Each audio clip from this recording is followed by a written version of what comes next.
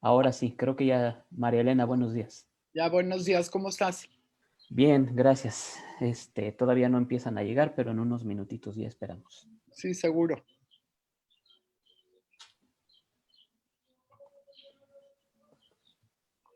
Voy a apagar mi pantalla en lo que llega.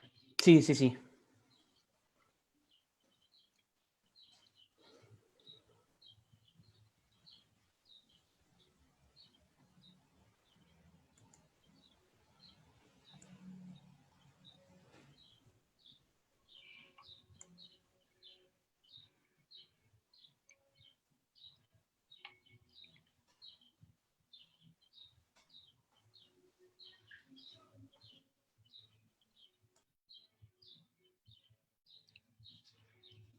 ¿A qué hora les dijiste que se conectaran? Les dije que desde 10 minutos antes iba a estar ya abierta la plataforma para que empezaran a conectarse. Ok.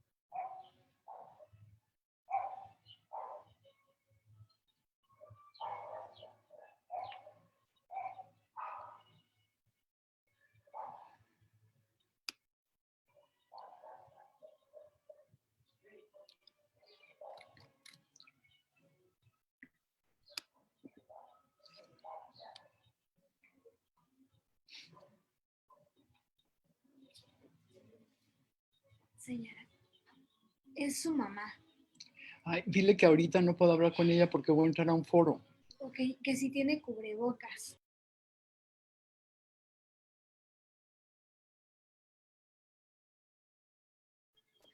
Que si puede mandar por ellos.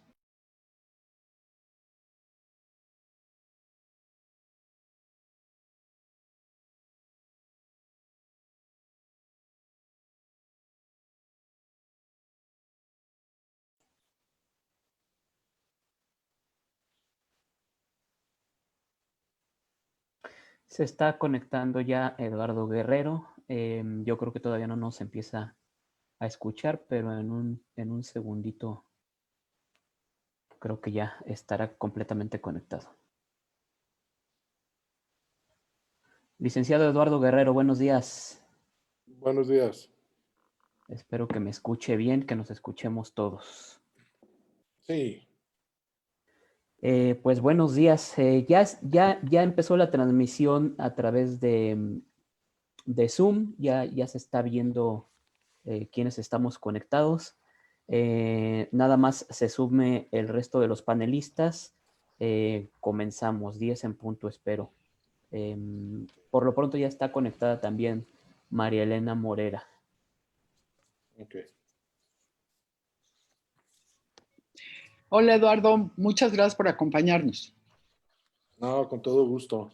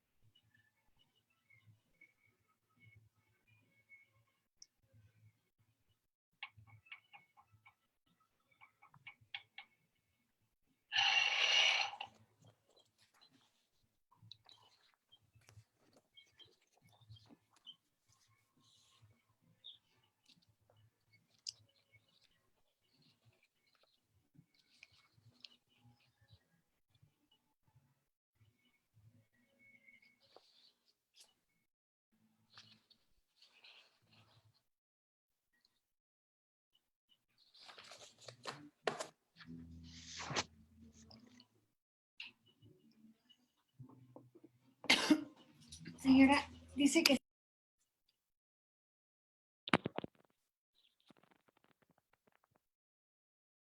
Se acaba de conectar con nosotros Ana Pecova. Ana, buenos días. Hola, ¿qué tal? Buenos días, ¿cómo están todos? Bien, bien. Bien, ¿qué tal? Ana, pues les decía al resto de los panelistas, ya está María Elena Morera con nosotros, ya está Eduardo Guerrero. Empezamos a las 10 en punto, pero ya estamos transmitiendo a través de Zoom. En unos minutos más también ya en Facebook Live, pero ya estamos transmitiendo, ya se pueden escuchar ustedes. Empezamos 10 en punto. Perfecto, está perfecto. Yo creo que, bueno, como hay 5 minutos, creo que me alcanza el tiempo de correr por un café, pero aquí estoy conectada. Adelante, gracias, Ana. Perfecto, a ustedes. Hola Ana, ¿cómo estás? Hola María Elena, qué gusto, ¿cómo te va? Bien, a ti, corre por tu café. Bien, voy por mi café rapidísimo. Y yo ya fui por el mío. Dale. Bien.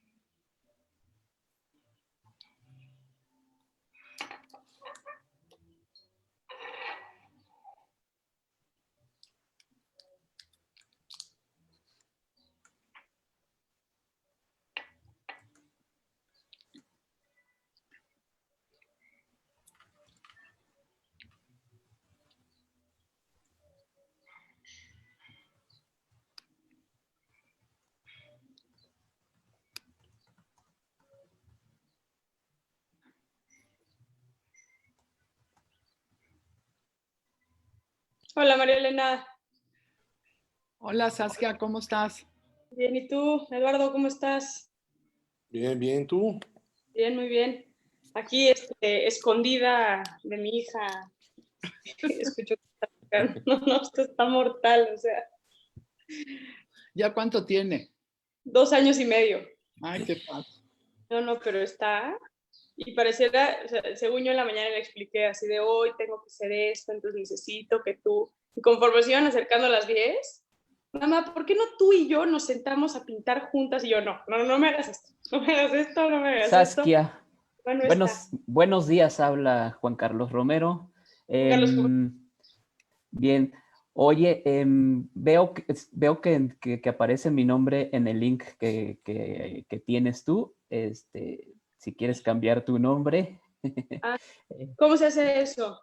creo que en la pantallita del lado derecho, ahí creo que puedes poner cambiar nombre. Debe aparecer como 3 puntos suspensivos arriba de tu ventana. Y les recuerdo a todos que ya estamos transmitiendo tanto en Zoom como en Facebook Live. Ya nos están escuchando todos los participantes. En este momento en Zoom se van sumando poco a poco, va subiendo como contador. Oye, Juan Carlos, no me deja cambiar, no me sale eso de cambiar nombre. ¿Qué será? ¿Me salgo y me vuelvo a...? Ya aparece. Ya aparece. Ay, Ay,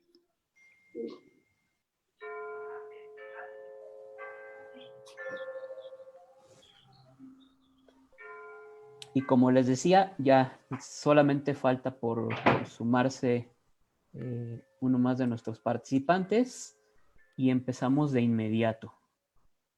Pero ya empezamos a transmitir, así que... ¿están ahí más? Están ya aquí conectada María Elena, está Ana Pecova, está Eduardo Guerrero.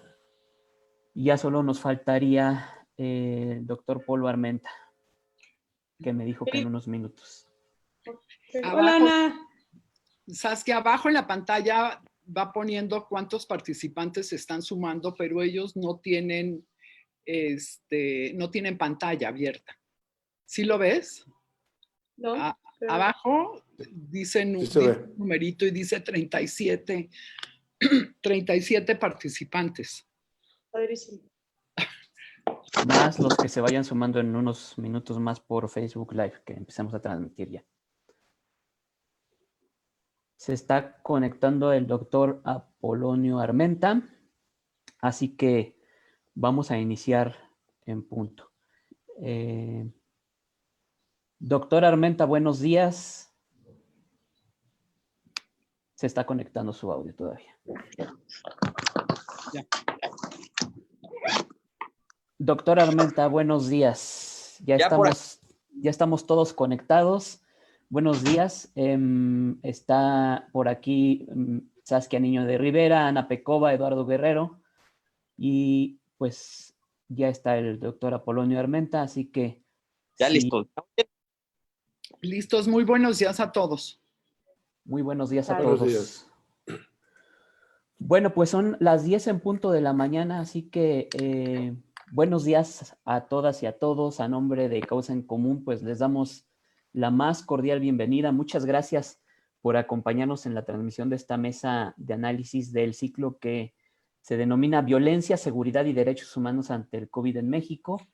Les agradecemos a todas las personas que nos siguen a través de Facebook Live, vía Zoom, y especialmente pues le agradecemos a nuestros panelistas del día de hoy. Muchas gracias por su participación, muchas gracias por su interés en el tema, y continúo presentando a cada uno para quienes se están conectando en este momento con nosotros.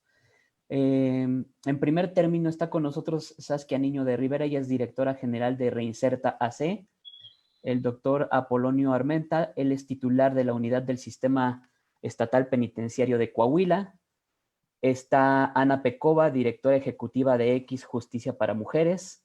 Eduardo Guerrero Durán, asesor en materia penitenciaria. Y María Elena Morera, presidenta de Causa en Común. Muchas gracias a todos por conectarse esta mañana. El nombre de la mesa de hoy, justamente en relación con el sistema carcelario, es Las cárceles, una bomba de tiempo en la contingencia. En días previos planteamos a nuestros participantes, a nuestros panelistas, una serie de preguntas que consideramos que pueden ser detonantes. Por supuesto, ellos van a desarrollar de manera libre su tema, pero les planteamos algunas interrogantes que podrán abordar durante esta mañana. ¿En qué estado se encuentran las cárceles en México? ¿Cuáles son los principales riesgos del sistema penitenciario? Una pregunta bastante retadora que es: ¿a quién le importan las cárceles en México? ¿Qué debería incluir un proyecto de rescate y desarrollo penitenciario? Entremos también a hablar, si es posible, de la ley de amnistía, si es la solución para evitar el hacinamiento y los riesgos derivados del COVID-19. ¿Qué implicaría un indulto? Y si en todo caso, si podemos llegar también a esto, si se debe revisar la prisión preventiva oficiosa. Esas serían las preguntas que planteamos en general para que cualquiera las desarrolle libremente y hablen del tema, por supuesto, de manera libre. Les recordamos a nuestros ponentes que tienen 8 minutos para su participación, y les pedimos, por favor, a todos los que nos están siguiendo a través de Zoom y Facebook Live, que nos envíen sus preguntas a través del chat, indicando su nombre, el medio u organización a la que pertenecen y a quién va dirigida su pregunta. Al terminar las ponencias, le vamos a dar paso a un par de rondas de preguntas y respuestas para ir aclarando algunos puntos y precisando algunos temas. Comenzamos entonces con nuestra primera panelista. Ella es Saskia Niño de Rivera, directora general de Reinserta. Saskia, buenos días, muchas gracias y adelante. Muy buenos días, gracias María Elena, gracias Juan Carlos por organizar este tipo de espacios. Creo que hoy en tiempos de COVID, donde todos nos estamos renovando, inventando y demás, es importante que entendamos que generar contenido y seguir posicionando los temas que desafortunadamente no se deshacen con el tema de esta pandemia es muy importante. México va a afrontar un país distinto después de esta etapa, y uno de los factores que a mí más me preocupa es el tema de seguridad, y creo que se ha hablado poco, y sin duda al momento de hablar de temas de seguridad, tenemos que hablar del sistema penitenciario, porque como lo hemos platicado muchas veces quienes estamos hoy en este panel, y yo también a título personal con María Elena, si tú no tienes tema de cárcel sobre la mesa, no puedes hablar de seguridad. El tema de la pandemia creo que vino a exponer y ahora sí que sacar los trapitos al sol del sistema penitenciario, ¿no? Y como lo menciono en mi columna de hoy, que publico en el Universal, quienes tienen control de sus penales, donde el autogobierno no es algo que caracteriza el sistema de algún estado, no se las están viendo tan negras como quienes no tienen control de las cárceles. Y ha sido muy claro, y no lo digo porque están aquí, porque lo he dicho muchas veces, pero Polo y Eduardo son ejemplos clarísimos donde en estados como Coahuila y Nuevo León se pudieron implementar medidas muy claras, muy específicas, muy tajantes desde el día 1 de la pandemia, a diferencia de otros estados donde desafortunadamente reina la ingobernabilidad y ha sido mucho más complicado implementar las medidas, ¿no? Y siendo más claros cuáles son estos problemas a los cuales se están enfrentando los estados que desafortunadamente no tienen control de los penales, que estamos hablando de un 70-80% de los penales en todo el país. Cuando era momento y cuando ya había un gobierno federal mencionando el quédate en casa, ya estaba implementando el presidente, el vocero, también el subsecretario del Sistema de Salud en México, el que nos quedáramos en casa. Las cárceles seguían operando de manera regular porque no había manera de cerrar las visitas. ¿Por qué no hay manera? La gente luego me pregunta, dices, es que ¿por qué no hay manera de cerrar las puertas de las cárceles? ¿Por qué siguen las personas yendo, subiéndose al transporte público, formándose para entrar a las cárceles? ¿Por qué siguen actuando las cárceles de manera regular? Y es porque las cárceles son la caja chica del gobierno y de mucha gente que está ahí implicada en ello, ¿no? El que una familia visite a un familiar en la cárcel implica un ingreso más para un custodio penitenciario, porque hay una corrupción sistematizada donde el familiar ya sabe que tiene que entregar sus 5 pesos para poder entrar a visitar a su familiar, ya sabe que tiene que pagar 50 pesos para poder meterle comida a su familiar, ya sabe que esto es como un sistema que está como desafortunadamente muy implementado. Uno de los primeros problemas con los cuales se enfrentaron los estados al decir se reduce la visita es que los mismos custodios fueron quienes empezaron a decir no estamos de acuerdo porque de por sí ganamos 3 pesos. Hay custodios que ganan alrededor de 8,000 pesos al mes en el sistema penitenciario, que no es nada para alguien que está exponiendo su vida para cuidar y proteger el sistema y la ciudadanía, por ende.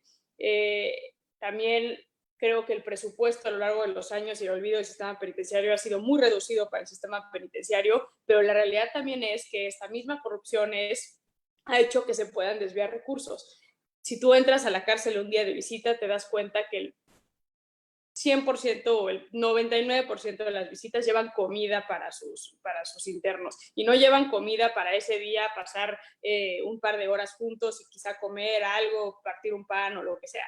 Llevan comida para abastecer durante un par de días o quizás hasta una semana a su familiar para que el familiar pueda cocinarse adentro de la cárcel y poder tener comida que no es la famosa comida del rancho. Pero otro de los grandes problemas que se estaban dando adentro de la cárcel es que no había suficiente presupuesto para darle de comer a absolutamente todas las personas que están adentro de las cárceles. Entonces, cerrar la puerta, cerrar las visitas también implicaba que no entrara comida a la cárcel. A mí algo que me sorprendió muchísimo, y ahí me va a dar mucho gusto escuchar a Ana, porque estoy segura que ella va a tocar este tema, pero aún hasta ahorita no sé, tenemos estados que no han frenado las visitas conyugales interreclusorios. Entonces las mujeres siguen yendo a los penales de hombres con sus hijos a las visitas conyugales, donde ya tenemos casos que hay casos de COVID adentro de la cárcel. Entonces, de alguna manera es llevar a las mujeres, exponerlas,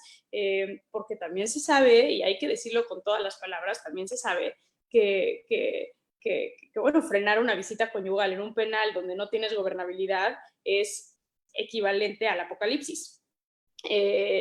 los internos se enojan, las mujeres se enojan y no hay como este entendimiento. Desde Reinserta hemos hecho labor para ir a penales en momentos de COVID, para hablar con las mujeres especialmente, a trabajar de la mano de los estados para crear espacios, para crear áreas, para proteger especialmente a las mujeres embarazadas y a los niños que viven adentro de los centros de reclusión con sus mamás, pero esto ha sido muy complicado porque no tenemos a disposición en un penal. Incluso las mismas internas nos decían que todo esto estaba inventado para quitarles a sus hijos y para poder sacarlas del penal en el que estaban y que se los habían hecho con chupacabras y que no sé si van a hacer ahorita. Aquí yo creo que, y ya porque no sé cómo andemos de tiempo, ya ni tomé el tiempo de cuánto llevo hablando, pero yo creo que esta pandemia viene a exponer por completo al sistema penitenciario, viene a afrontar el sistema penitenciario porque desafortunadamente hay muchas personas que actualmente están ingresando. Tenemos muchos casos ya de personas que están ingresando a los centros porque cometieron delitos en este momento de pandemia ante la crisis económica que también se está viendo y están trayendo también el COVID adentro de los penales. Ojalá sean estos espacios y este tipo de momentos que nos hagan reflexionar la importancia de tener sistemas penitenciarios que funcionen, no solamente por temas de gobernabilidad, sino de temas de seguridad y materia de derechos humanos. Y en cuanto, y nada más voy a tomar un minutito para hablar de la ley de amnistía, creo que hay una falacia alrededor de la ley de amnistía. Quienes se han metido, quienes nos hemos metido a estudiar y a analizar la ley de amnistía, podemos entender que no fue un espacio y que no es una ley que está creada para sacar a delincuentes de la cárcel como lo están haciendo. Es más, yo creo que el artículo, me parece que es el 146 ahí, Polo, si no me corriges, está saliendo de la ley de ejecución. Están saliendo mucho más personas por temas de preliberación y por temas de humanos que porque van a salir por la misma ley de amnistía. La ley de amnistía está en un ámbito federal, no está ni siquiera en un ámbito local. El aborto, por ejemplo, es un ejemplo perfecto. Creo que en la historia de México han habido 2 casos únicamente de aborto y ahí Ana creo que va a poder hablar más de eso a nivel federal, pero los casos de aborto los tenemos a nivel local.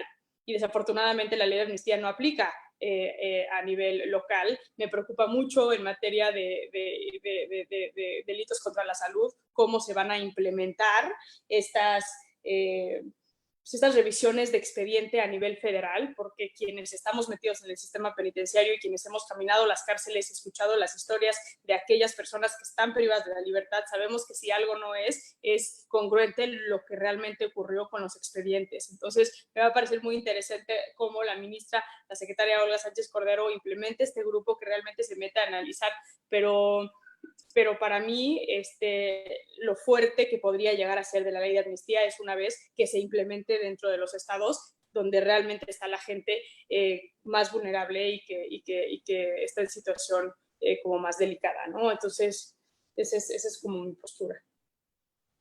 Muchas gracias, Saskia Niño de Rivera. De nuevo, a las personas que nos siguen en Facebook Live y Zoom, les pedimos, por favor, que nos envíen sus preguntas a través del chat correspondiente con su nombre, medio u organización a la que pertenecen y persona a la que va dirigida su comentario, su pregunta. En este momento tenemos conectadas 70 personas a través de Zoom, 156 a través de Facebook Live. Y bueno, pues continuamos entonces con esta mesa. Le vamos a dar la palabra por 8 minutos al doctor Apolonio Armenta, titular de la Unidad del Sistema Estatal Penitenciario de Coahuila. Adelante, doctor. Buenos días. No se escucha. Creo que tiene que prender su micrófono, doctor. La tecnología, hay que irnos adentrando en esta nueva forma de comunicación, pero les agradecía la invitación, que escucharan la parte penitenciaria, la parte del sentir penitenciario, el quehacer penitenciario, y yo voy a empezar de atrás hacia adelante lo que bien dijo nuestra buena amiga y aliada Saskia, quien ayer en una plática que tuvimos en un canal de televisión les decíamos que, bueno, pues son pocas las organizaciones que realmente han optado por atender el tema penitenciario y uno de ellos, pues sin lugar a dudas, se Reinserta, México SOS, Causa en Común, son organizaciones que han tomado el papel de la sociedad de tomar en cuenta el sistema penitenciario. Y les decía que voy de atrás hacia adelante lo que comentó Saskia en cuanto a la ley de amnistía, la cual hay una confusión, y bueno, no vamos a polemizar aquí. No fue una ley que haya nacido con el objeto de atender la pandemia, sin lugar a dudas, porque bueno, o sea, ya estaba, ahí están los registros en el Poder Legislativo de cuándo se presentó, con qué objetivo, la exposición de motivos, y no iba al tema de la pandemia. La verdad es una ley que para efectos de controlar o coadyuvar en esta contingencia sanitaria al sistema penitenciario, pues la realidad de las cosas es que no, absolutamente cero, no sirve de nada.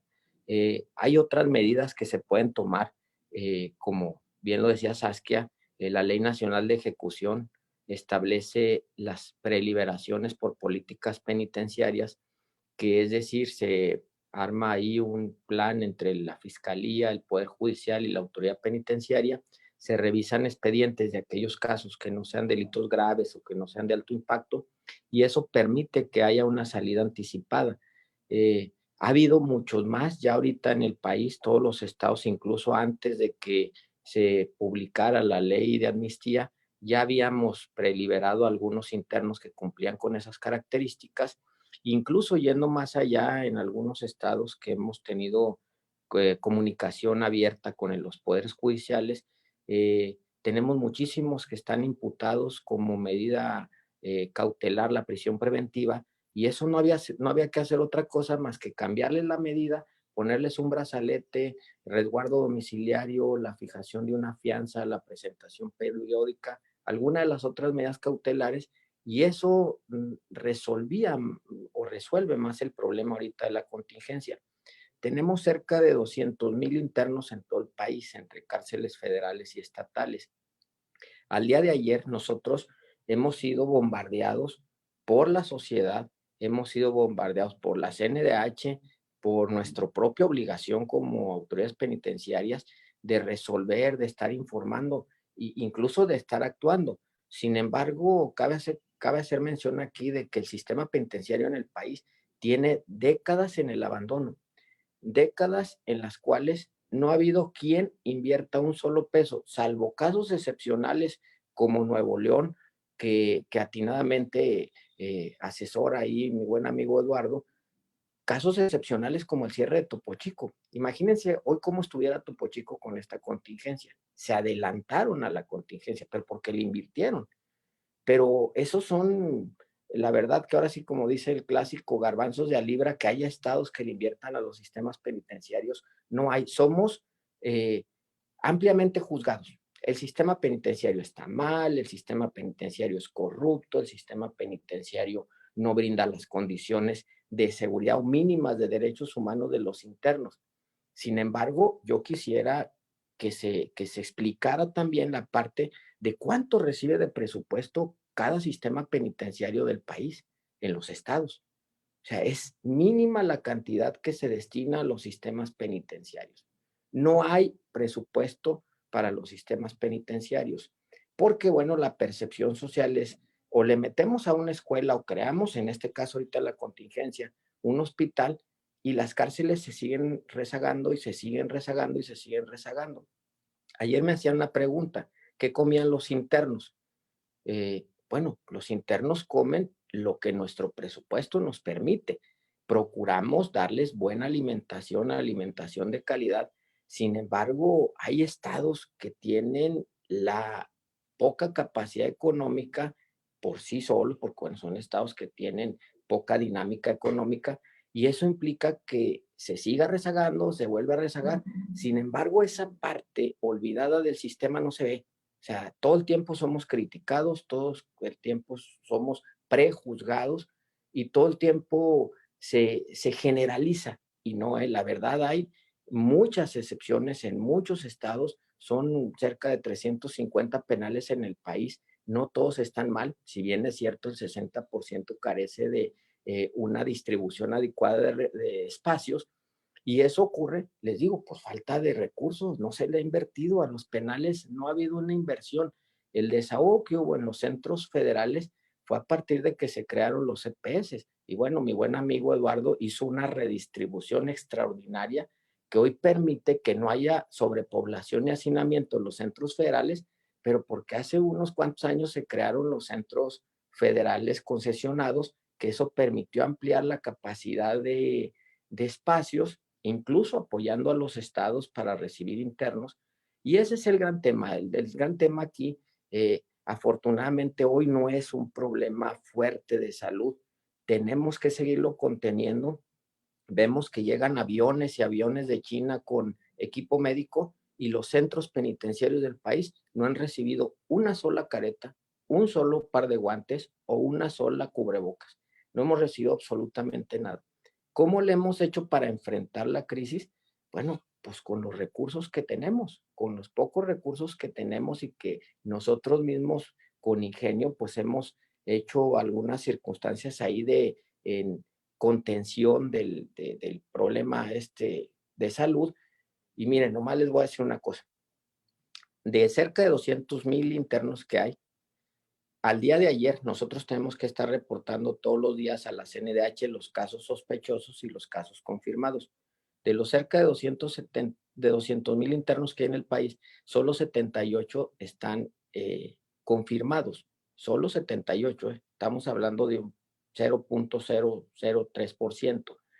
Y eso ha sido gracias a que muchos estados tuvimos que convencer a los internos de que íbamos a suspender temporalmente sus visitas familiares. Afortunadamente, muchos tribunales suspendieron actividades judiciales y eso permitió que no hubiera tanta visita de abogados. Todo eso nos ha ayudado para poder contener el contagio y obviamente pues nosotros tenerlos bien cuidados. Ahora, no tenemos recursos de salud. Miren, ayer lo decíamos también, estuvo María Elena en esa plática. ¿Cuántos médicos tenemos? Me hacen esa pregunta. Por la realidad de las cosas. Y decía, la ley puede estar muy bonita. Sí, la ley es de vanguardia, la ley nacional. La realidad es que hoy permite tratar de homologar el sistema. El artículo 7 de la Ley Nacional de Ejecución habla de la corresponsabilidad de las secretarías en cuanto al trabajo de la reinserción social, y eso implica también el tema de la salud. Bueno, pues hasta ahorita no se ha tomado ese tema en cuenta. Y te digo, han llegado aviones y aviones que han descargado equipo y no se ha entregado un solo cubrebocas a los centros penitenciarios, cuando es corresponsable la Secretaría de Salud de apoyar y coadyuvar en el trabajo penitenciario. Entonces, esa es la parte que nosotros sentimos que desafortunadamente somos el último eslabón de la cadena de justicia. Y te digo, salvo honrosas excepciones, como el caso de Nuevo León, como el caso de Chihuahua, que bueno, también lo dirigió mi amigo Eduardo, que le han invertido Querétaro, Guanajuato, le han invertido el Estado de México, igual la Ciudad de México. Sin embargo, presupuestalmente estamos olvidados, ¿eh? Y esto pues no tiene que ver más que también con pesos y centavos, o sea, la infraestructura de la gran mayoría de los penales esté arriba de 50 años. O sea, imagínense tener prisiones de esa categoría. El personal penitenciario, no hay un servicio profesional de carrera, los sueldos son muy mínimos. Hay estados en los que los custodios ganan 6,000 pesos mensuales. O sea, ese es el grave problema y yo creo que habría que empezar de atrás hacia adelante y no de juzgar a los centros penitenciarios y luego ver qué hacemos. No, primero vemos qué hacemos y ir corrigiendo. Los problemas ya los tenemos y ya sabemos cuáles son. Falta de personal, falta de equipo, falta de infraestructura. Esos ya están ahí, entonces habrá que resolverlos y entonces sí, pues, si se resolvieran esas situaciones y continuaran los autogobiernos, la corrupción, todos los males que están hasta ahorita identificados, entonces ya no habría justificación. Sin embargo, hoy tenemos cárceles de 1,000 internos siendo custodiadas por 20 custodios. Y custodios, dicho sea de paso, de arriba de 50 años. Con esto termino. Gracias, doctor Apolonio Armenta. Parga. Muchas gracias por su participación.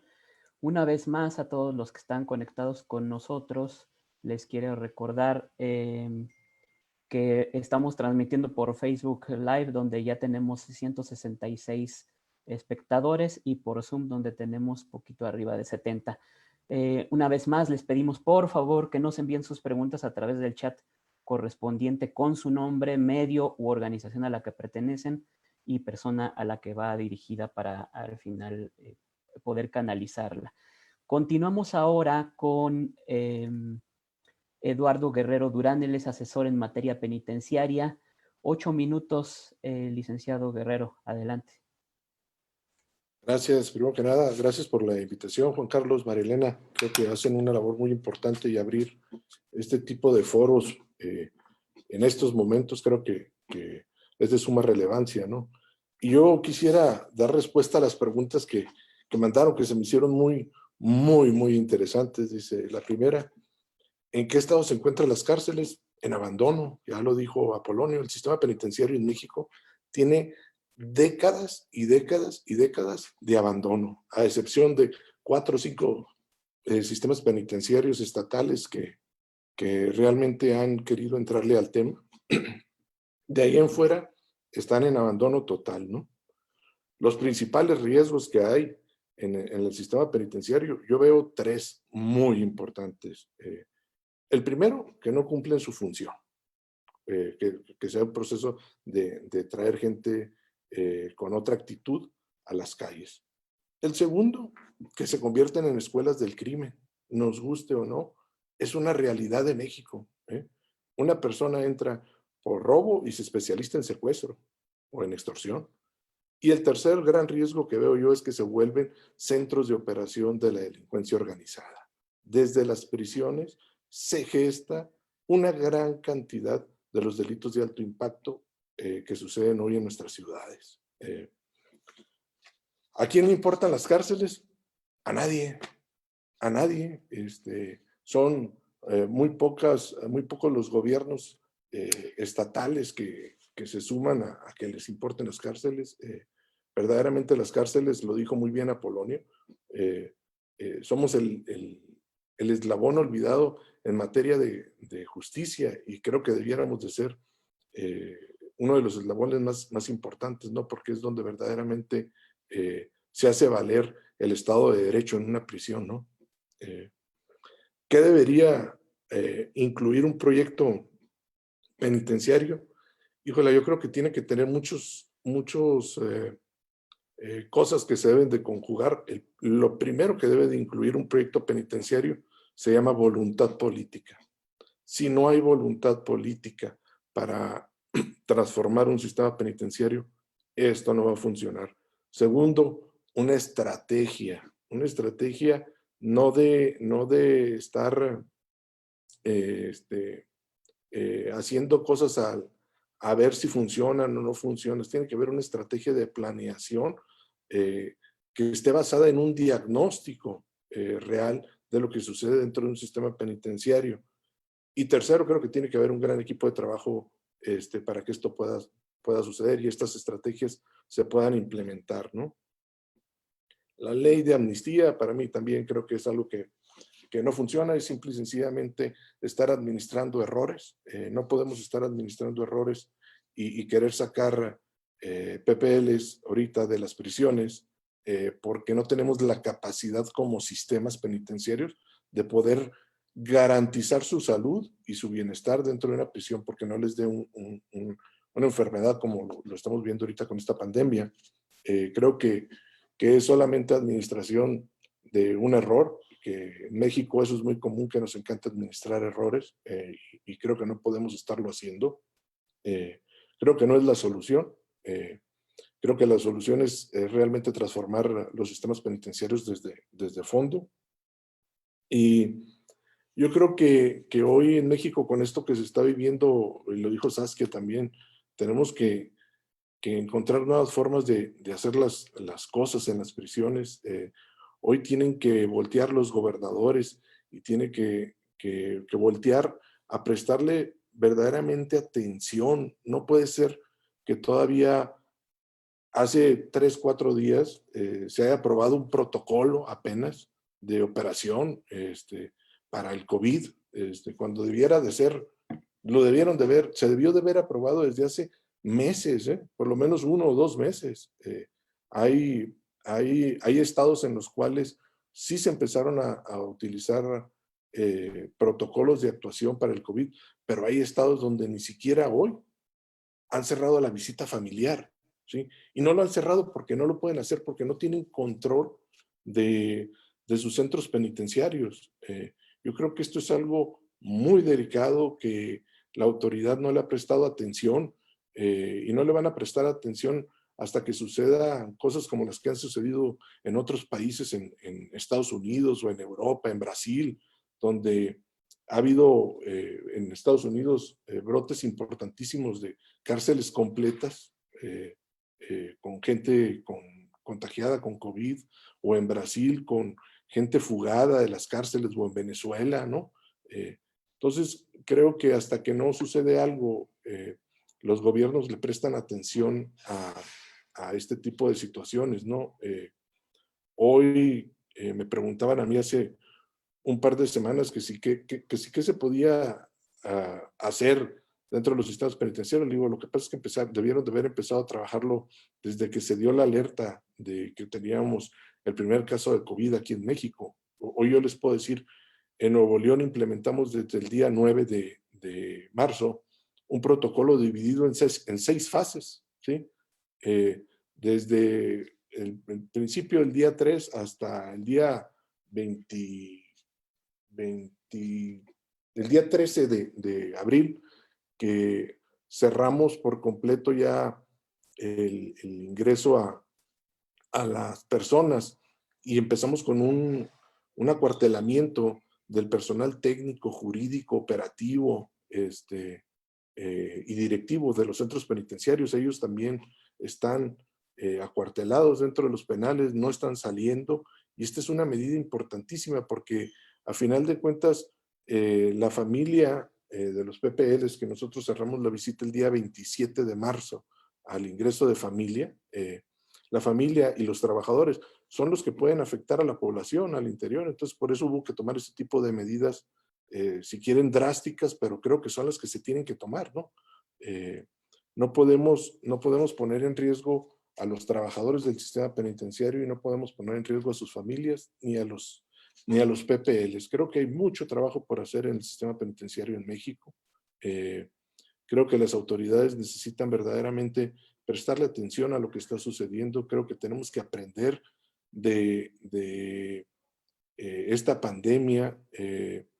Ojalá verdaderamente sean nada más 78 casos los que tenemos de COVID en las prisiones en México, y que no estemos ocultando, o los estados no estén ocultando información, porque creo que es a veces un poco difícil de comprender que hay estados que todavía tengan acceso a las visitas íntimas o familiares, que están repletos, o que son de los estados que más contagios tienen, tanto de contagios como de muertes, y bueno, no se reporte ningún infectado, ¿no? dentro de las prisiones. Creo que eso es una mentira, y bueno, creo que hay que hablar con la verdad y aprender de las lecciones que se están viviendo, ¿no? Y no estar manipulando cifras y números, ¿no? Sería mi participación en este momento. Muchas gracias a Eduardo Guerrero. Gracias de nuevo a las personas que nos siguen vía Facebook Live, que son en este momento 177, y también por la plataforma Zoom, que en este momento llega a 80 personas. Les pedimos una vez más, nos envíen sus preguntas a través del chat con su nombre, medio o organización a la que pertenecen y persona a la que va dirigida su pregunta. Continuamos entonces con Ana Pecova, directora ejecutiva de X, Justicia para Mujeres. 8 minutos para desarrollar. Ana, buen día. Hola, buen día. Muchísimas gracias, Juan Carlos. Felicidades a Causa en Común. Felicidades, María Elena, Juan Carlos, por organizar este evento. Se me hace sumamente pertinente hablar de las prisiones. el lugar donde guardamos todo lo que no queremos ver, ¿no? Y que es un lugar que tiene muchas deficiencias, como se ha comentado hasta ahora, las cuales se han ido acentuando solo en la crisis que estamos viviendo. Creo que queda claro que todos en México hemos estado desesperados por más paz, por más seguridad, ¿no? Pero cuando estamos pensando en las soluciones, tradicionalmente la única que se nos ocurre siempre es la prisión. Y ahí siento que estamos quedando un poco cortos. Creo que mucho se ha hablado sobre los problemas que muestra nuestro sistema penitenciario. Coincido con todas las deficiencias que se han señalado.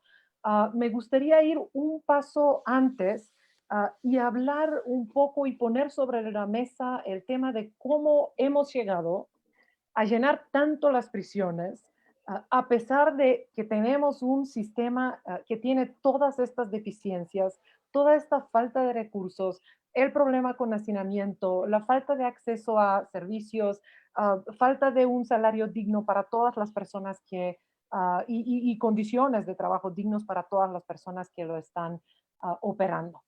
Ah, Doy unas palabras solo sobre la organización que represento. Soy de X, somos una organización que trabaja para promover el acceso a la justicia para las mujeres. Consideramos que este es un derecho universal y que les pertenece tanto a las mujeres que llegan ante el sistema de justicia como víctimas de algún delito, pero también de las mujeres que llegan ante el sistema de justicia como acusadas de algún delito.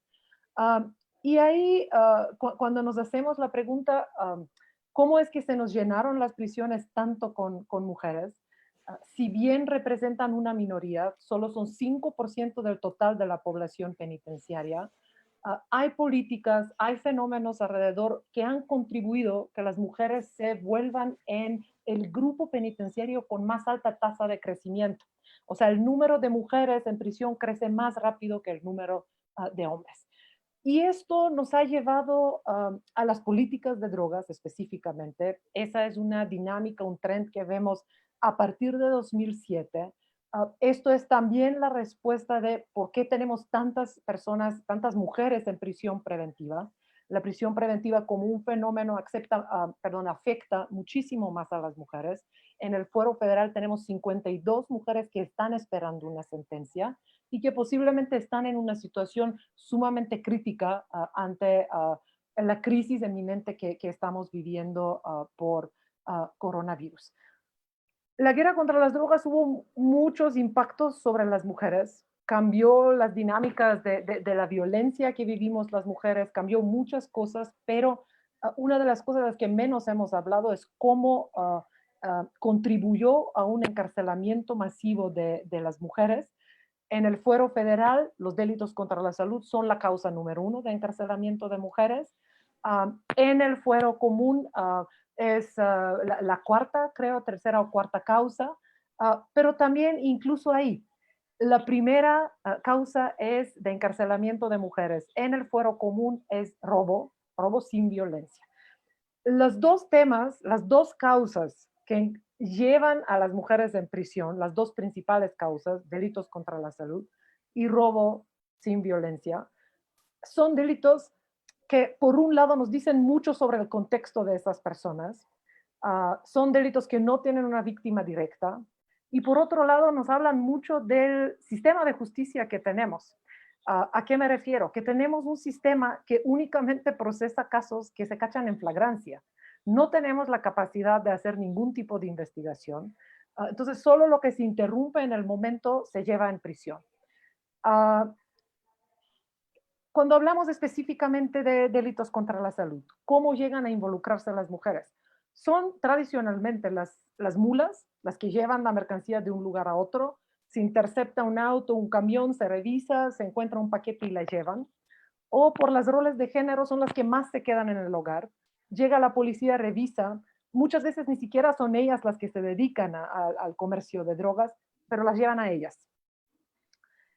Cuando empieza uno a mirar quiénes son estas mujeres, ¿no? que están llenando nuestras prisiones, qué características tienen. También es muy interesante mirar, porque estamos hablando de carencias, Estamos hablando de mujeres que han tenido poco acceso a trabajo, a cualquier servicio. Estamos hablando de mujeres con escasos recursos. Gran mayoría se dedican a labores del hogar, que son económicamente dependientes de sus parejas, que tienen bajos niveles de educación. Y algo que es muy interesante para considerar en el caso de mujeres, muy pocas veces son protagonistas, ellas solas. Si uno mira los números, cuántas veces las mujeres aparecen ellas solas como alguien que ideó y deliberó algún acto delictivo, es muy poco. Siempre son acompañante, apoyan a alguien, es la pareja, el hijo. Ese factor es algo que vemos constantemente.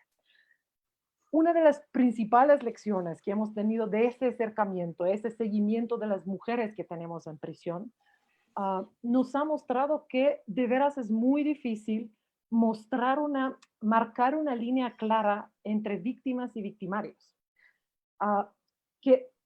Estamos hablando de carencias que conllevan, empujan a las personas a cometer un delito, que son mujeres que no han tenido acceso ni a servicios de salud, ni a servicios de educación, ni a un empleo digno, ¿no? Y cómo esto ha contribuido a que cometan el delito, o cómo incluso en el momento en que llegas en contacto con el sistema de justicia, te conviertes en una víctima de violaciones graves de derechos humanos. Y esto también me parece sumamente importante ponerlo sobre la mesa. ¿Qué pasa con el debido proceso? En ciertos estados como Oaxaca, como Chiapas, el enorme número de mujeres indígenas que hemos encontrado que no han tenido acceso ni a traductor, que han firmado documentos sin poder leer en español, sin hablar español, es abrumante. Ni hablar de otras cosas, también es muy común el problema de violencia sexual entre las mujeres. En este contexto, también me parece muy importante señalar que no solamente es complicado para las mujeres que entran en prisión, también cuando entra cualquier persona en prisión, en gran medida la carga cae sobre las mujeres. Cuando Saskia hablaba, ¿no?, de las familias que sostienen a las personas que están adentro de la prisión, está hablando de mujeres. Son ejércitos de mamás, hermanas, esposas que están formadas en las filas, que traen la comida, que se encargan de pagar todo lo que cuesta poder visitar tu familiar en la prisión.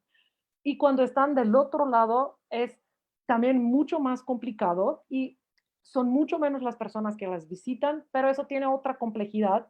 También se nos cruza el hecho de que hay muchos menos prisiones para mujeres. Es mucho más probable que te manden a cumplir tu pena en un lugar mucho más alejado de tu comunidad de origen, y cómo esto también contribuye al alejamiento, a la desintegración familiar. La gran mayoría de las mujeres que están en prisión en México son madres, más de 75%, y de estas, cuando vemos, hay un altísimo, más de 90% son madres solteras. Hay estados como Oaxaca, donde tenemos número de 97% de las mujeres tienen por lo menos 2 personas a su cargo.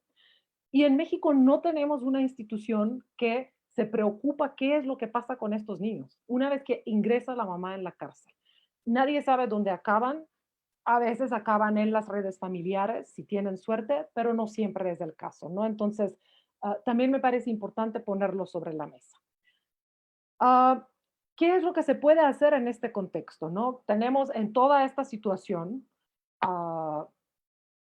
viendo todas estas injusticias, desde hace tiempo hemos estado pensando, bueno, ¿cómo se puede hacer justicia? ¿Cómo se pueden ir eliminando estas injusticias? ¿Qué podemos hacer, no? Porque en el momento que estas mujeres llegan ante el sistema de justicia, pocas veces se toma en cuenta el contexto que tienen, ¿no? ¿Cuál es su papel en la red delictiva? Si es la primera vez que han cometido un delito, si tienen niños a su cargo o cualquier persona dependientes económicos, ¿no? Todo esto no se está tomando en cuenta. Se ve una persona, se ve el delito y se dicta la pena de prisión.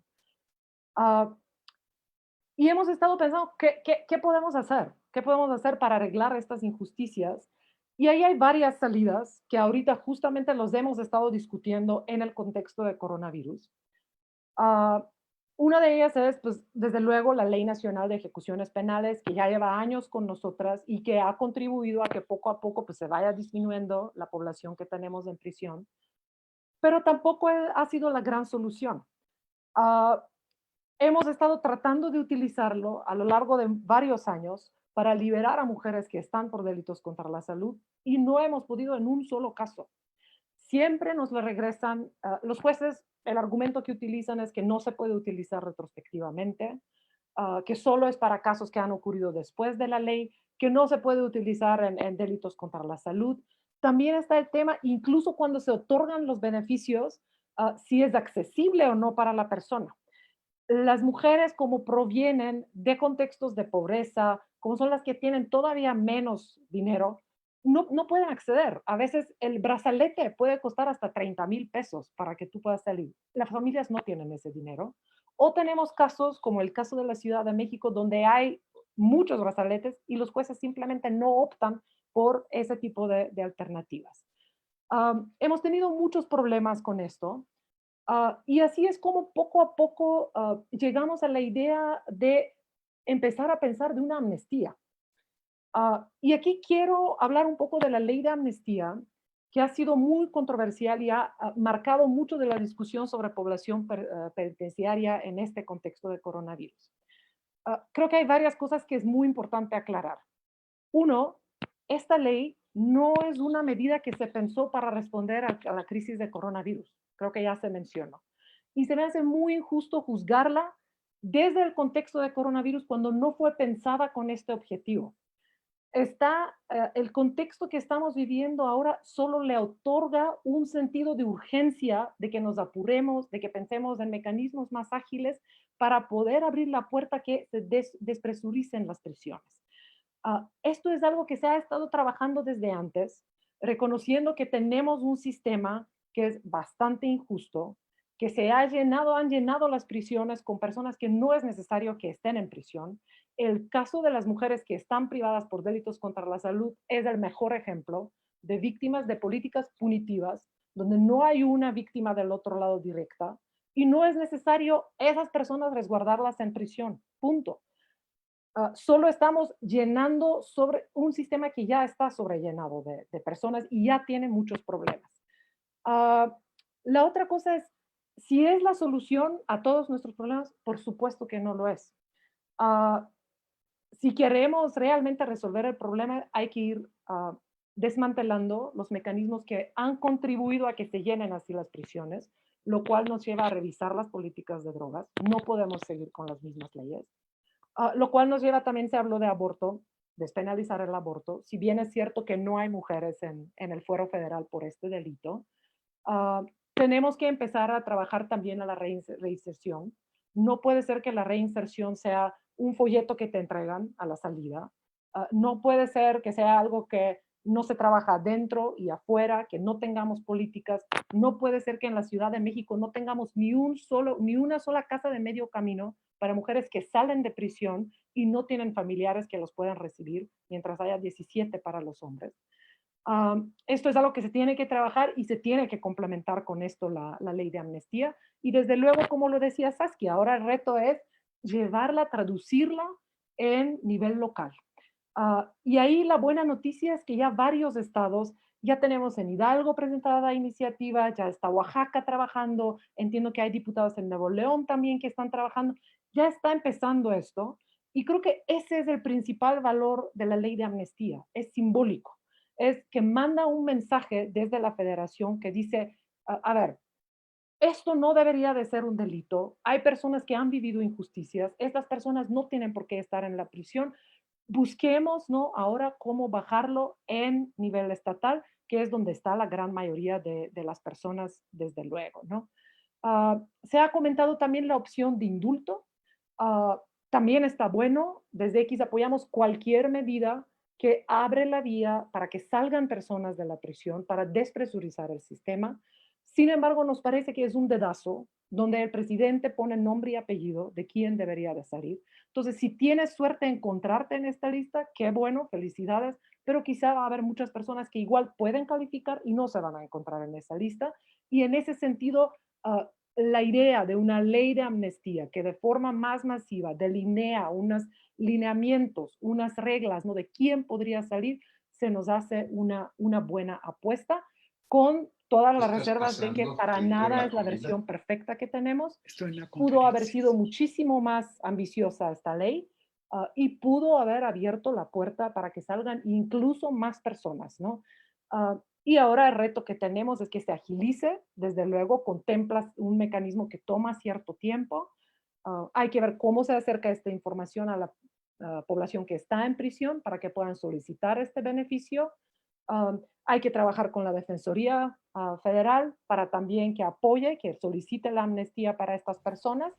Y hay que, hay que agilizar, hay que empujar también el Poder Judicial, que ha suspendido actividades, pero tiene que poner esto dentro de los pocos servicios esenciales que está ofreciendo en este momento. Entonces, nada, me parece también creo que se han hecho muchas cosas en muchos lados del mundo, desde Irán hasta Estados Unidos, hemos estado viendo medidas más masivas para sacar a estas personas de la prisión. Potencialmente no sacándolas, las estamos condenando a muerte. En México no existe la pena de muerte, entonces tenemos que ser más ágiles, tenemos que pensar en otro tipo de soluciones.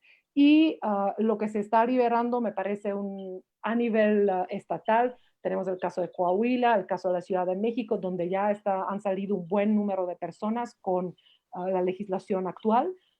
Sin embargo, lo que nos está llegando de la Ciudad de México es que no ha salido ni una sola mujer. Posiblemente sea porque son mucho menos las mujeres, entonces ni las ven. Eso ha sido, son las invisibles dentro de la población invisible. Hay que traer la atención sobre ellas, también que sean consideradas entre esto, pero la posición que estamos empujando es cualquier medida, lo que sea, la situación lo exige todavía más ahora por coronavirus, para que se liberen lo más personas posible. Muchísimas gracias. Muchas gracias, Ana Pekova.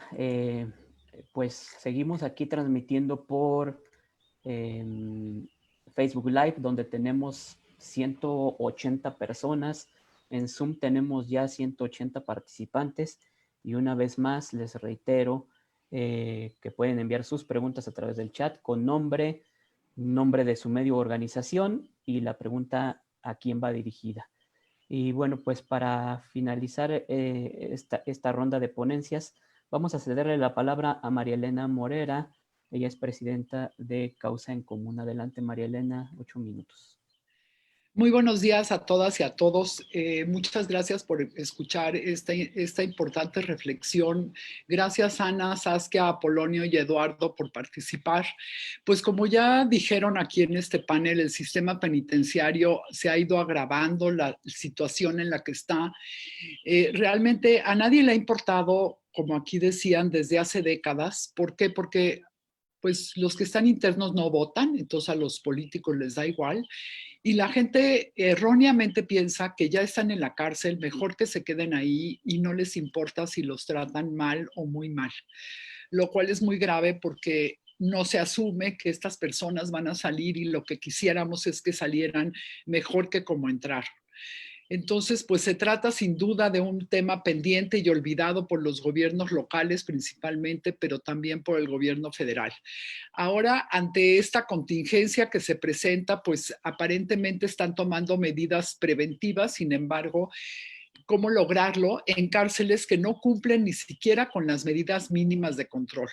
De acuerdo al censo del INEGI del 2019, hay 19 centros penitenciarios a nivel federal que tienen capacidad para más o menos 38,500 personas y actualmente hay alrededor de 17,000. Es decir, estos centros penitenciarios sí podrían tener capacidad para albergar a otras personas durante esta contingencia y sin embargo no han hecho los traslados. De estas, como ya decía Ana, la gran minoría son mujeres, solo el 5% de ellas son mujeres. Si nos vamos al ámbito estatal, hay 309 centros penitenciarios. Sirven para albergar 188,000, casi 189,000 personas y en total hay 178,000. El problema es que alrededor del 32% de estos centros penitenciarios tienen hacinamiento y sobrepoblación. Igual el 95%, el 95% son hombres. Y de las cárceles estatales, yo diría que están mucho más olvidadas que las federales, y es donde las personas que están privadas de su libertad sufren mucho más abusos a sus derechos humanos. Son donde cuando alguien muere, pues a nadie le importa, no es ni noticia ni de importancia para nadie, y tampoco es un tema, por supuesto, de alarma. Cabe recordar también que en 2019 ocurrieron múltiples riñas por diferentes situaciones en diversos penales del país, y en lo que va del 2020 ha habido graves incidentes, por ejemplo, en penales en Zacatecas, en el Estado de México y en Morelos. El Diagnóstico Nacional de Supervisión Penitenciaria de la Comisión Nacional de Derechos Humanos nos indica que hay graves incidentes en los centros penitenciarios donde se terminan contabilizando homicidios, suicidios, riñas, motines, desórdenes y abusos. Además, en este mismo diagnóstico, la CNDH dice que visitó 183 penales, y de estos se encontró que en 61 penales hay alguna condición de autogobierno. Y de igual manera resaltó rubros donde hay graves carencias, como insuficiencia de personal de seguridad y custodia. Como ya decía aquí Apolonio, con los sueldos que tienen es muy difícil encontrar personal. Hay deficiencia en materia de higiene, lo cual es muy grave, sobre todo hablando del COVID-19. De los centros federales se visitaron 17 y se determinó que en la gran mayoría de estos, en el 94%, tienen insuficiencia de personal, y en el 88% de los centros penitenciarios se encontraron deficiencias en salud. Por cierto, es importante recordar que, como ustedes saben, el año pasado clausuraron el centro de reclusión de Islas Marías.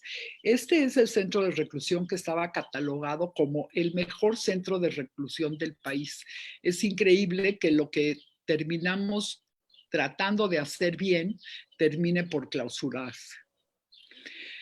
Por todas estas condiciones que les he comentado, podemos decir que México está muy lejos de tener las condiciones mínimas para afrontar esta emergencia. Las deficiencias en salud y en servicios y en higiene en los centros federales como estatales agravan y profundizan la vulnerabilidad que las personas privadas de la libertad puedan tener un contagio, ¿no? Además del hacinamiento y la sobrepoblación, que incrementa la probabilidad de contagiarte. Entonces, lógicamente, los motines y las riñas, pues es un riesgo latente en estos momentos en varios de los penales del país, si consideramos que la emergencia sanitaria agrava las condiciones de las cárceles y persiste la falta de atención a las personas infectadas, pues entonces los internos, con la angustia que deben de estar pasando, se iniciarán riñas, precisamente pues por la falta de servicios médicos. Como aquí también ya se dijo, hay muchos penales que no tienen ni siquiera un médico por la falta de material de protección, lo que puede provocar muertes y contagios, ¿no? Y supuestamente con la finalidad de evitarlo, pues el gobierno federal puso como, pues aprovechó para sacar la ley de amnistía y la liberación de algunos procesados. Como ya decía Ana, esta medida pues puede servir para después, pero en este momento no sirve porque tardarían entre 2 y 6 meses en hacer los trámites. Con esto, pues en realidad lo que tendremos que buscar son otras medidas de las que ya se hablaron aquí y hablaré al final. Además, considero que los 5 delitos que ameritan la liberación por medio de la ley de amnistía, pues solamente podrían salir alrededor del 7% de las personas que se encuentran internadas. Entonces, realmente, como ya decía aquí Ana Pekova, pues es una medida que sirve para alentar a que realmente esto pueda suceder en los estados, porque a nivel federal no resulta solución en ninguno de los casos. Y este escenario no mejorará si consideramos la aplicación de la prisión preventiva oficiosa, ¿no? Donde cada vez nos aumentan más los delitos Y esto, bueno, por un lado queremos sacar a la gente y por otro lado, pues va a incrementar el número de personas privadas de su libertad y en consecuencia va a profundizar los problemas ya mencionados. Hoy la CNDH ponía en su cuenta de Twitter que ya hay 92 casos confirmados, 6 decesos y ha habido riñas y 11 personas recuperadas. Esto pues es lo que nos dicen, pero como dijo Eduardo, falta saber si estas cifras son reales o si no lo son, porque está muy raro que en un lugar donde hay hacinamiento, donde siguen entrando, como decía Saskia, los familiares a ver a sus internos, que no haya muchísimo más contagios. En este contexto de la emergencia sanitaria, la Organización Mundial de la Salud emitió una serie de recomendaciones para la preparación, la prevención, el control del COVID-19 en prisiones y en centros de detención. Entre las recomendaciones que hacen en el plan de contingencia y prevención es en cuestión de alimentos, de servicios básicos, de atención médica, porque como ya se decía aquí, bueno, pues ni siquiera las prisiones tienen la capacidad de alimentar a las personas que están en reclusión. Entonces, simplemente, ¿cómo le vamos a hacer en México para que estas personas puedan seguir siendo alimentadas si sus familiares no las van a ver? Ya por último, desde Causa en Común tenemos algunas otras propuestas. Les menciono las siguientes. En el corto plazo, implementar las medidas que tengan un impacto real en la seguridad y la salud de los reos y de los custodios. Esto incluye, obviamente, la limpieza y la desinfección de todos los centros federales y estatales y la dotación de materiales de protección a presos y a personas de seguridad. El segundo punto es, agregando a lo que aquí ya se ha dicho, también considerar el indulto como un mecanismo que si bien no le podría llegar a mucha gente que se lo merecería, pues por lo menos nos ayudaría a despresurar en este momento las cárceles y el que puedan salir los internos y no se contagien. El tercero es disminuir el número de delitos susceptibles a prisión preventiva oficiosa y pues para el largo plazo, desde luego, diseñar un proyecto que rescate y que desarrolle el sistema penitenciario a nivel federal y a nivel estatal. Este plan por lo menos debe de incluir el mejoramiento de las instalaciones, planes de capacitación para el personal de seguridad y custodia, mejoramiento en las condiciones de higiene y de salud, la creación e implementación de programas de prevención de adicciones, así como programas de reinserción social. Pero esto nunca se va a dar si no ponen el presupuesto por enfrente. A los políticos les encanta decir cuando llegan al poder o cuando acaba de suceder un problema en algún penal, que van a arreglar todo esto. Sin embargo, si no le ponen un presupuesto, pues esto no se va a poder arreglar. Llevamos años con una emergencia de seguridad y esta emergencia, por supuesto, incluye al sistema penitenciario. La pandemia ahora nos obliga una vez más a tomar acciones que permitan al Estado recobrar el control de todos los penales del país para ofrecer condiciones de respeto a los derechos humanos de quienes allí están y que permitan una verdadera reinserción social. Me parece que aquí como sociedad civil debemos de insistir mucho más, de ser mucho más exigentes, porque de otra manera esto no va a cambiar. Espero que esta conversación, sumada a otras, contribuyan a mantener en la agenda pública un tema tan sensible como el sistema carcelario. Muchas gracias. Muchas gracias, María Elena. Pues con la participación de María Elena Morera cerramos esta primera ronda de participaciones. Vamos a continuar con nuestra sesión de preguntas y respuestas.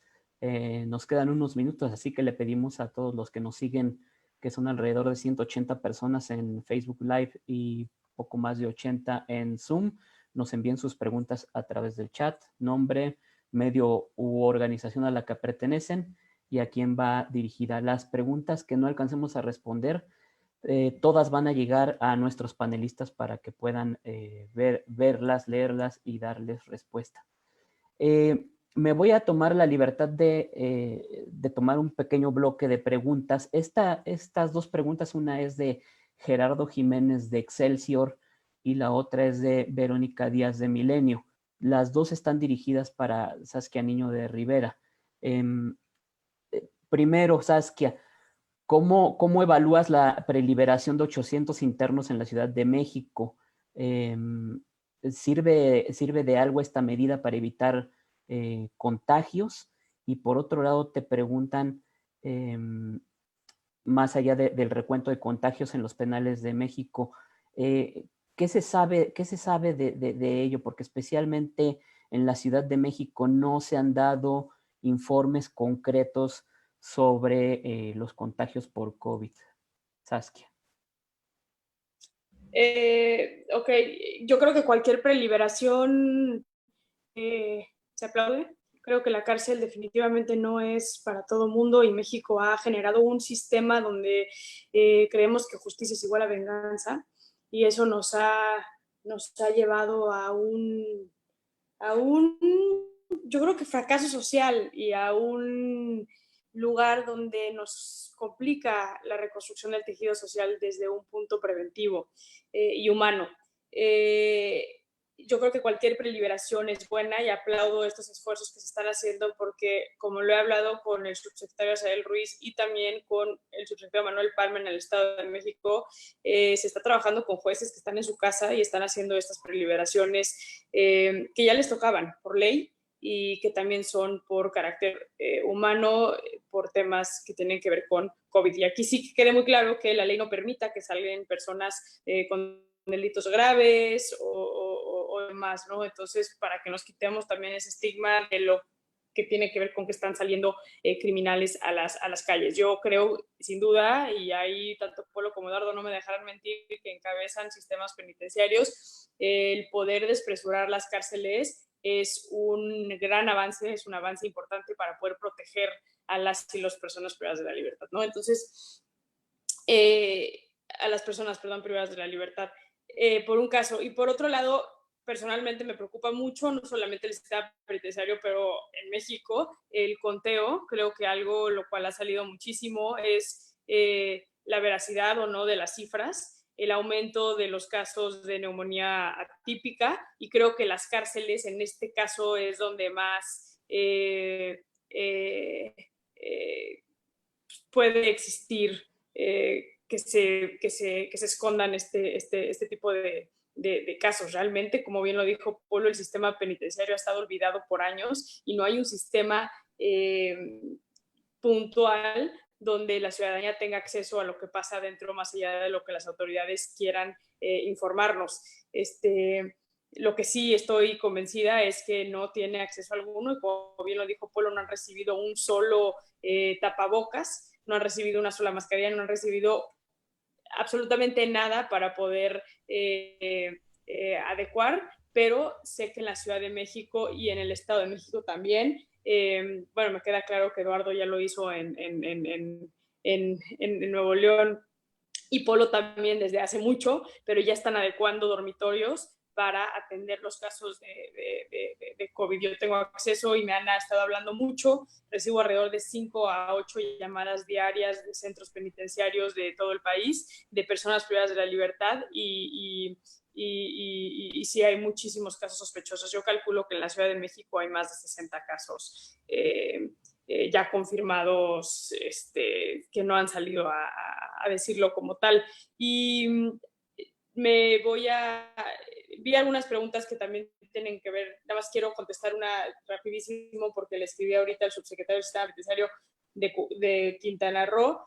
Sí hay casos confirmados en Quintana Roo, hay un caso confirmado en el Centro de Retención Municipal de Solidaridad en Playa del Carmen, y de empleados tienen un médico confirmado en el Cerezo de Cozumel, que él ya está recuperado, un custodio en el Cerezo de Cancún confirmado y recuperado, y 2 custodias sospechosas en el penal de Cancún.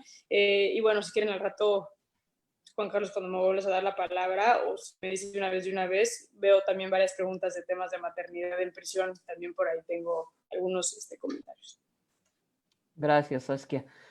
Déjenme plantearle esta pregunta de Gustavo Castillo, reportero de Uno TV.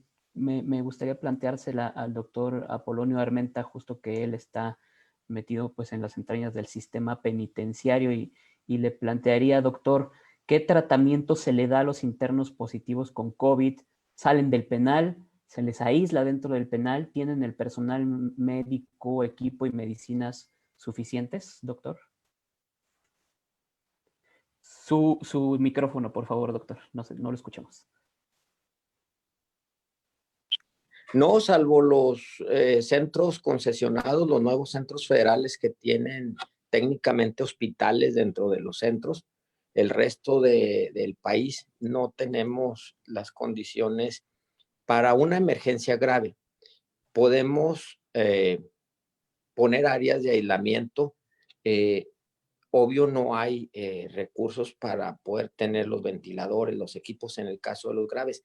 Ese, justamente en el tema de que nos planteó María Elena para esta mesa de la bomba de tiempo, que son los centros penitenciarios en esta contingencia de salud, esa es la realidad. Si hoy, afortunadamente, aún y con lo que se pudiera estar ocultando, no llega a más de 200 casos entre confirmados y sospechosos en los casi 200,000 internos que hay, para nosotros el sistema penitenciario es un alivio, porque en caso dado, y créanlo, la preocupación de todos los titulares del país es que no se nos dé uno, o que el que se dé, busquemos de la manera posible evitar cualquier tipo de contagios, porque se lo dije al principio, nuestra principal carencia es personal de seguridad. Y entonces, en caso de algún interno que requiriera una excarcelación por motivo de salud, pues va a ser prácticamente y materialmente imposible cubrir con la cantidad que pudiera aumentar de casos, sobre todo los que requieran atención médica especializada. Los que, bueno, pues son asintomáticos o que son de síntomas leves, pues eso los podemos tratar, aislarlos, llevamos al área de enfermería y le damos tratamiento. Sin embargo, eso crea un foco y se iría en una escalada muy rápida el contagio. Entonces, definitivamente ahorita nuestra apuesta como sistema penitenciario es evitar que ingrese y bueno, los que ya hay ahorita, pues tratar de aislarlos lo más rápido posible para minimizarlo, porque no hay ni recursos médicos ni recursos de personal para poder atender esa contingencia. Muchas gracias, doctor. Por supuesto, en cualquiera de sus respuestas ustedes pueden, cualquiera de los otros participantes puede abundar si tiene algo que decir al respecto. Abro una pregunta para Ana Pecova de Ana Karen García del diario El Economista y te pregunta, Ana, si en un sistema penitenciario con características como el mexicano y con tantas deficiencias, ¿cómo sería posible implementar políticas desde una perspectiva de género que atiendan y que generen además un impacto equitativo para hombres y mujeres? A ver, primero, yo más que entrar en esa discusión, quiero decir, la situación que están enfrentando las mujeres es, tienes dos opciones. O estás en una prisión mixta, que está probablemente más cerca a tu comunidad, a tu familia, pero que no tiene absolutamente nada para satisfacer las necesidades de una mujer. O estás, lo que decía, en un centro federal muy lejos de tu comunidad, pero que quizá está más adaptado a tus necesidades, centros exclusivos para población femenina. Insistimos que las necesidades son muy distintas, desde las distintas necesidades de salud hasta lo que significa estar con un hijo dentro de la prisión, ¿no? Entonces, desde ahí se requieren otro tipo de condiciones. Pero después de tener toda esta conversación, ¿no? Y la misma pregunta lo reconoce, donde tenemos un sistema de prisiones que no reforman, que no adaptan, que no corrigen, que lo único que hacen es castigan, que lo único que hacen es crear nuevas víctimas. No sé cuánto de la apuesta tiene que ser de ir mejorando las cosas o cuánto primero no tenemos que ver qué es lo que castigamos con prisión, si la prisión es la respuesta para todos los delitos que tenemos ahí fuera, y ver, ir despresurizando el sistema y luego ver, por supuesto, me parece muy relevante la discusión de alcanzar ciertos niveles, de alcanzar ciertos estándares, ¿no? Y cumplir con los derechos humanos. Hay muchísima legislación incluso en el ámbito internacional, hay reglas, hay normativa, ¿no? que se puede aplicar y se puede implementar. Por supuesto, coincido con María Elena, todo esto requiere recursos, requiere presupuesto y si no se lo damos, nunca vamos a poder ponerlo en la práctica. Pero yo creo que tenemos insisto, tenemos un problema mucho más grande, mucho antes, ¿no? De cómo desmantelamos un sistema que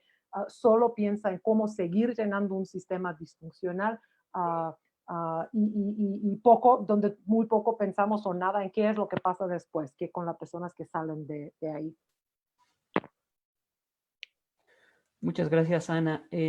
Quisiera plantearle un par de preguntas al licenciado Eduardo Guerrero, que creo que caen mucho en su ámbito y en algo de lo que él ya había mencionado. Preguntan, ¿las comisiones de derechos humanos emiten recomendaciones por estas violaciones a los derechos de los internos en los centros penitenciarios? Es decir, ¿existe participación activa de las comisiones para de alguna forma mejorar las condiciones de las cárceles a través del cumplimiento de las recomendaciones? Y una segunda pregunta que es, si usted tiene conocimiento de cuáles son los estados en los que no se han cancelado las visitas familiares e íntimas. Ok. Mira, con respecto a la primera pregunta, la Comisión Nacional de Derechos Humanos cada año hace un diagnóstico nacional penitenciario, ahorita lo mencionaba, algunos resultados de ellos, María Elena, y hacen recomendaciones a los sistemas penitenciarios y claro que todas las recomendaciones y aportaciones que hagan las comisiones son importantes. Más sin embargo, creo que también es importante decir que tú no puedes hacer un diagnóstico nada más con una visita a un centro penitenciario de 2 horas, ¿no? Yo creo que la forma de trabajo en la que debe de estar se llevando a cabo la relación entre los centros penitenciarios estatales o federales y las comisiones estatales o la Comisión Nacional de los Derechos Humanos debería de ser distinta. Las comisiones deberían de tener presencia todos los días en por lo menos un centro penitenciario, tener oficinas y que vean lo que es vivir el día a día, porque hoy las comisiones siempre encuentran las partes, vamos a decirlo, negativas del sistema penitenciario, cuando también hay muchas cosas positivas que se han hecho dentro de los sistemas penitenciarios con los pocos recursos que hay. Y tú no puedes decir si un centro está bien o está mal operado con una visita de 2 horas. Creo que es algo absurdo, ¿no? Es lo que tenemos, pero creo, en mi opinión personal, es algo muy absurdo porque no puedes hacerlo, ¿no? ¿Qué pasa si ese día sucede, el día que vaya a hacer la visita a la comisión estatal o nacional, sucede algo? Pues, no porque un día te salga algo mal, significa que el resto del año, por decirte algo, las cosas sucedieron mal, ¿no? Las prisiones son bombas de tiempo, yo creo que es correcto como lo mencionaron ahorita, y en cualquier momento puede desatarse cualquier situación. Entonces yo creo que tiene que la Comisión Nacional y las estatales verdaderamente vivir los procesos con gente que esté todos los días dentro de los centros penitenciarios y que entienda la problemática que vivimos la gente que nos dedicamos al penitenciarismo también, ¿no? Porque es muy fácil nada más señalar y criticar y no hacer ninguna aportación para la gente que trabajamos todos los días en los centros penitenciarios. Se quejan de la corrupción de los centros penitenciarios. Pues sí, pero con gente que gana 6,000 pesos dentro de un sistema penitenciario, un oficial, pues no le pidan que no se corrompa, ¿no? Entonces, hay muchas cosas que se tienen que ponderar y que se tienen que analizar en esto. Y bueno, en este momento no traigo yo ahorita la relación de estados que todavía no cerraban, pero la semana pasada eran 6 o 7 estados que todavía estaban dando acceso a la visita familiar, ¿no? Y lo podemos ver en cualquier periódico. Yo no quisiera ser aquí el que señale, pero yo creo que en cualquier periódico te puedes meter a verlos y los van a encontrar. Muchas gracias, Eduardo Guerrero. para María Elena Morera le quiero plantear esta pregunta de Ana Karen García, del Economista. Ella dice, pensando más allá de la emergencia sanitaria, ¿cuál es la importancia de atender las deficiencias de los penales en términos de salud, higiene y hacinamiento, no solo para garantizar derechos humanos de los internos, sino su importancia en los procesos de reinserción? María Elena. Mira, yo creo que simplemente es importante porque todos debemos de respetar los derechos humanos del otro. O sea, me parece que si no somos capaces de arreglar nuestro sistema penitenciario, no podemos pensar que algún día vamos a tener seguridad en el país. O sea, creo que nos hemos olvidado que la cadena de seguridad va desde prevención, prevención del delito, seguridad pública, impartición y procuración de justicia y sistema penitenciario. Y desgraciadamente en México hemos olvidado el sistema penitenciario. Algún procurador un día me dijo, es que el sistema penitenciario es como si fuera el último vagón de la basura en un tren. Y desgraciadamente mucha gente así lo ve, entonces ni siquiera voltea a ver todo lo que está sucediendo allá en México, allá adentro. Si no somos capaces de hacerlo, es porque definitivamente no tenemos un sentido humanitario ni un sentido empático con el otro, y tampoco no podemos pretender que esta gente vaya a salir de la prisión y vaya a ser una buena persona y se vaya a dedicar a trabajar. Si queremos que la gente que salga de prisiones sea una mejor persona, pues la tenemos que tratar mejor. Y si los gobiernos no son capaces de poner realmente el presupuesto adentro de las prisiones, pues no pensemos que esto va a mejorar. Muchas gracias, María Elena. A propósito de lo que mencionaba Saskia Niño de Rivera acerca de algunas preguntas respecto de niños en centros penitenciarios, Montserrat Sánchez de Reporte Índigo pregunta justamente eso: ¿qué pasa con la población infantil que se encuentra en los centros penitenciarios? ¿Hay un plan específico para esta población, Saskia? Claro, sí. A ver, la Reinserta tomó en marzo, desde Reinserta enviamos víveres básicos para que se pudiera, partiendo de que se iban a cerrar las puertas de la cárcel y asegurándonos de que los niños estuvieran en espacios sanos. Nos aseguramos de que tuvieran todas sus necesidades cubiertas por un par de meses, con pañales, leche y una serie de artículos de higiene básico. Cuando vimos que no se cerraron las puertas, empezamos a hablar directamente con las autoridades personalmente para ver qué estaba pasando y cómo iban a proteger en algunos estados donde seguían llevando a los niños a las visitas conyugales, a los penales de los hombres, y viendo qué medidas se iban a tomar en caso de brote de COVID. La propuesta directa fue que haya un traslado voluntario al CPS 16, al Penal Federal de Mujeres, que tiene un dormitorio específico para mujeres que son mamás, tiene áreas al aire libre y cerradas lúdicas para las mujeres, que esto fuera temporal, porque lo que empezamos a ver es que muchos subsecretarios empezaron a separar a los niños de sus mamás de forma forzosa, lo cual también es muy delicado y muy grave. Y algo que nos dimos cuenta era que los penales mixtos eran los más vulnerables. Entonces, me habló personalmente la ministra Olga Sánchez Cordero, la secretaria Olga Sánchez Cordero, por unas notas de medios de comunicación que sacamos donde estábamos denunciando la poca atención que se le estaba dando a los niños y solicitando que la federación reaccionara también ante brindar el apoyo. Estamos en un chat 15 subsecretarios del sistema penitenciario, incluyendo a Polo y incluyendo a Eduardo, que están aquí, y ahí tenemos mucha comunicación constante de lo que está pasando en sus estados, y nos dimos cuenta que no había este apoyo de la federación. Entonces me habló la ministra Olga Sánchez Cordero, hablé con ella personalmente, automáticamente me habló el titular del sistema penitenciario a nivel federal, el órgano desconcentrado, y se envió un oficio a 18 de los estados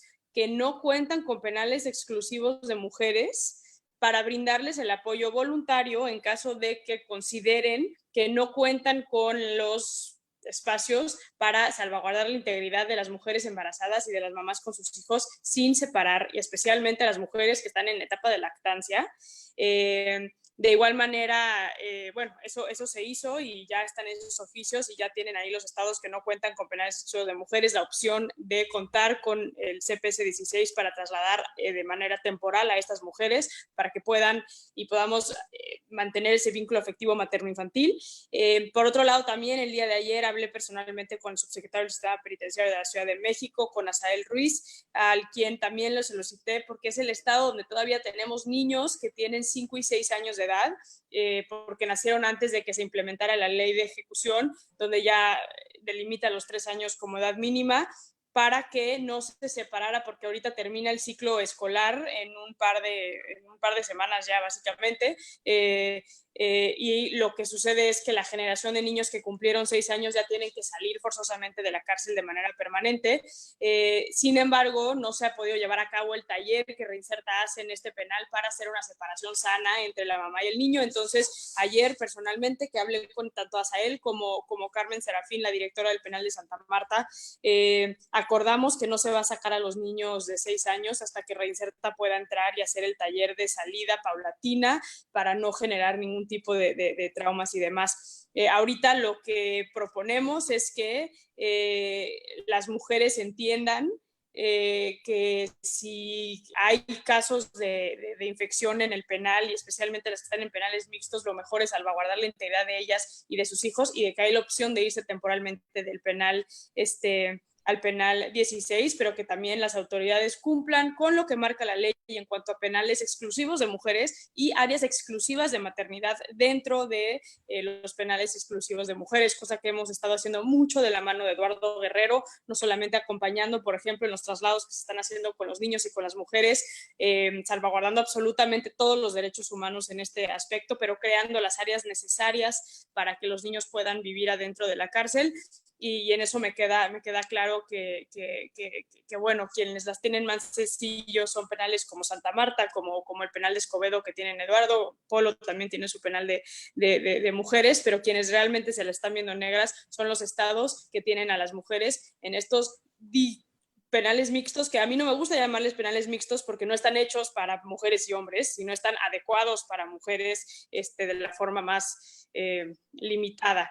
Pero bueno, es un tema que traemos, que estamos viendo y me preocupa mucho, especialmente ya que aún se limitó estos factores de riesgo con las mujeres embarazadas que tenemos en la cárcel. Muchas gracias, Saskia. Pues una última pregunta, esta sí la pongo sobre la mesa, cualquiera que quiera tomar y responder. Javier Frías, de la agencia Cuadratín, habla pues de la falta de coordinación que parece haber en los penales en general y pregunta qué se debe hacer para impedir la propagación de contagios. Es el gran tema ahorita en el tema carcelario. La amnistía, dice él, podría ser una alternativa, pero no parece suficiente. ¿Qué más se puede hacer?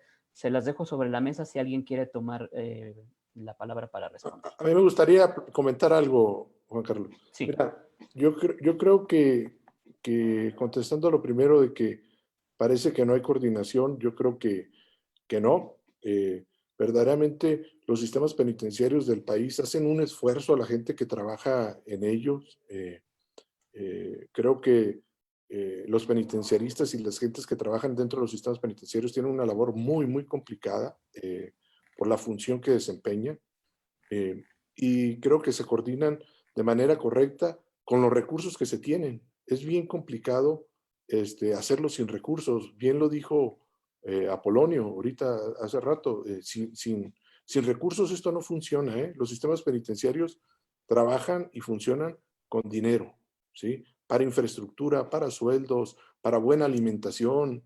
Tú no le puedes dar alimento a una persona privada de la libertad con 5 pesos de presupuesto, ¿no? Para alimentación. Entonces, por eso yo hace rato hablaba de voluntad política, ¿no? Si no hay voluntad política de los gobernadores, como son muy pocos estados, de verdad, yo puedo mencionar a Nuevo León, a Jaime Rodríguez, al gobernador Riquelme de Coahuila, que verdaderamente han dado un apoyo para poder transformar los sistemas penitenciarios. Esto no funciona. Y entonces sí parece que hay una descoordinación, pero no hay una descoordinación, es que no alcanzan los recursos. Tú cuidas un penal de 3,000 personas privadas de la libertad con 50 oficiales de seguridad y custodia, ¿no? Y la mayoría de ellos con arriba de 50 años, ¿sí? Entonces es bien complicado, no es que haya una descoordinación, ¿eh?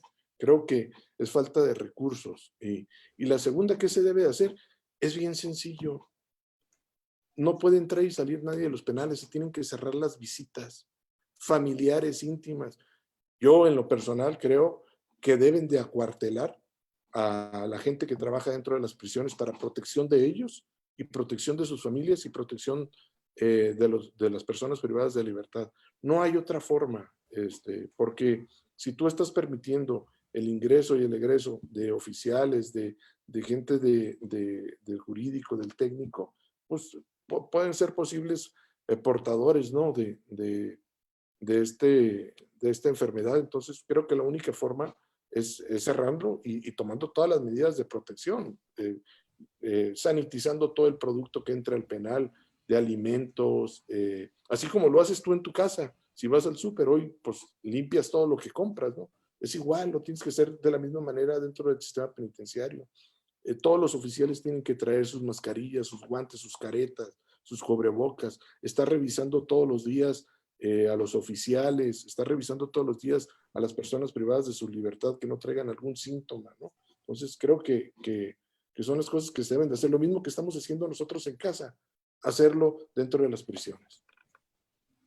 Muchas gracias, muchas gracias. Gracias a ustedes, al público por sus preguntas. Desafortunadamente ya se nos acaba el tiempo. Para concluir, me gustaría darle la palabra a Ana Pecova, a María Elena Morera y al doctor Apolonio Armenta para un comentario final. Empezamos con Ana Pecova. Ana, por favor, un comentario final. Muchas gracias, Juan Carlos. Ah, ah, tres cositas y rápidamente corro, ¿no? Uno, ¿qué podemos hacer para las mujeres? Me parece muy importante visibilizarlas, escucharlas. Si no las vemos, no podemos hacer nada por ellas. Recién hicimos un ejercicio preguntando a todos los centros penitenciarios cuántas mujeres indígenas tienes, cuántas mujeres con discapacidad, cuántas mujeres LGBT, cuántas mujeres extranjeras tienes. No tenemos ni idea, los datos con los que contamos son insuficientes, pero más que no tenemos una idea, ni nos interesa ver, ni nos interesa conocer, ¿no? Muchas de las preguntas fueron abrumantes. 5 mujeres indígenas en estados como Oaxaca, como Chiapas, ¿no? Eso no lo podemos permitir, contradice mucho con la realidad que estamos encontrando en estos lugares. En este sentido, le agradezco mucho ha sido muy interesante para mí escuchar a Eduardo, a Polonio, ¿no? Desde luego coincido que es una voz muy importante la que se tiene que escuchar, la voz de los operadores del sistema penitenciario. Ellos son los que nos pueden ayudar, cómo se puede fortalecer, qué se puede hacer, pero se me hace también muy importante que tenemos ausente una voz en esta mesa y esa es la voz de las personas que han sido directamente afectadas por estas políticas, por las políticas carcelarias, personas que han estado en prisión o siguen estando en prisión o familiares de personas en prisión que también tienen muchas ideas y tienen una buena noción por dónde tienen que ir las cosas, qué mejorías se pueden hacer y cómo podemos hacer un sistema que no solo castiga, sino también reforma, ayuda a las personas, ¿no? A que salgan de esas situaciones. Se me ha hecho, no coincido, no comparto con Eduardo que la solución es cortar las visitas. Creo que esto es doble condena, es doble castigo. Y no estoy segura que se debería de hacer. Se me ha hecho muy interesante cómo en este contexto de coronavirus todos hemos estado hablando de la salud mental, un tema que poco hemos abordado, quejándonos lo difícil que lo estamos pasando, qué complejo está para nosotros estar encerrados en casa. Quisiera invitarlos a que pensemos en las 200,000 personas que tenemos en la prisión. ¿Qué significa para ellos todo este tiempo estar encerrados y todavía además en esta circunstancia cortarles las visitas, que vean sus familiares, sus cercanos, que además, como decía Saskia, son el ingreso de cosas básicas, de comida, de medicinas, artículos de higiene, todo lo poquito que tienen es de donde lo reciben. y estamos hablando de 200,000 personas, de los cuales la mitad no tienen una sentencia, están en prisión preventiva, y también desde ahí se me hace muy importante pensar cuál es el castigo que estamos imponiendo cuando estamos pensando en aislamiento, cuando estamos pensando en cortar las visitas y el contacto con las familias. Muchísimas gracias y les felicito por este esfuerzo que han realizado desde Causa en Común. Un último comentario. Gracias, Ana. Un último comentario, doctora Polonio Armenta. Gracias, Juan Carlos. Bueno, pues nada más decirles y que en eso agradecer a las organizaciones como Causa en Común, Reinserta, México S, que les digo han sido un gran aliado del sistema penitenciario en el país, y recordarles que las cárceles no son los basureros de la sociedad. Nosotros no somos quienes tenemos a lo peor de la sociedad. Las cárceles son el reflejo de la sociedad. No estamos hablando solamente de 200,000 personas, estamos hablando de más de 500,000 si le sumamos a ellos sus familias, si le sumamos a ellos los abogados, si le sumamos a ellos el personal penitenciario. Estamos hablando de una cantidad importante de ciudadanos mexicanos que integran e involucran al sistema penitenciario. El sistema penitenciario no es el basurero de la sociedad ni es el último eslabón del sistema de la justicia. El sistema penitenciario es el taller de almas y pensamientos. Tenemos muchos creativos, tenemos gente muy valiosa, tenemos gente que ha aprendido del castigo, y eso es lo que debemos explotar. Yo creo que las cárceles, fuera de ser el basurero de la sociedad, son un taller de almas y pensamientos. Y olvidados, esperemos que esto sirva para que se volteen los ojos hacia el sistema y se permita seguir mejorando y evolucionando. Muchas gracias, María Elena, por la invitación. Saskia, Ana, amigo Eduardo, gracias por compartir esta mesa con ustedes, y desafortunadamente esto es el sistema penitenciario. Muchas gracias. Gracias, doctor Armenta. Una última participación, María Elena Morera. Pues primero darle las gracias a los panelistas, fue un panel excelente, una reflexión que nos deja con un dolor en el corazón, y ojalá sí hayamos dejado a toda la gente que nos escuchó por Facebook y por el Zoom, porque si no tenemos mucho más aliados para el sistema penitenciario exigiendo mejores presupuestos, y de ahí que salgan mejores condiciones para la gente que vive en internamiento, pues no lo vamos a lograr, ¿no? Si solamente criticamos, como ya aquí se dijo, el sistema penitenciario, pero no vemos que el factor es el mismo que en todo el sistema de seguridad y justicia, que cada vez hay menos presupuesto, bueno, pues así no podemos pasar a una siguiente fase. Entonces me quedaría con la esperanza de que podamos construir algo diferente y que el COVID-19 nos lleve a una sociedad mucho más justa. Muchas gracias a todos ustedes por participar. Nos vemos en una semana con el tema de cibercrimen. Muchas gracias.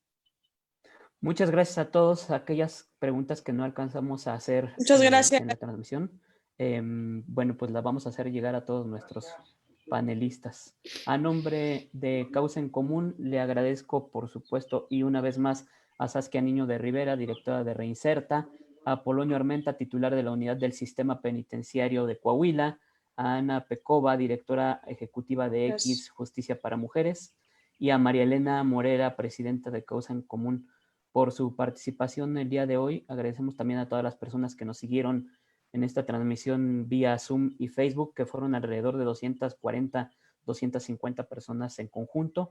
Les recordamos que las preguntas llegarán todas a nuestros participantes. Les esperamos la próxima semana con la siguiente mesa de análisis del ciclo de violencia, seguridad y derechos humanos ante el COVID en México.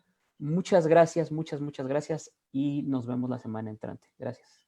Gracias a ustedes.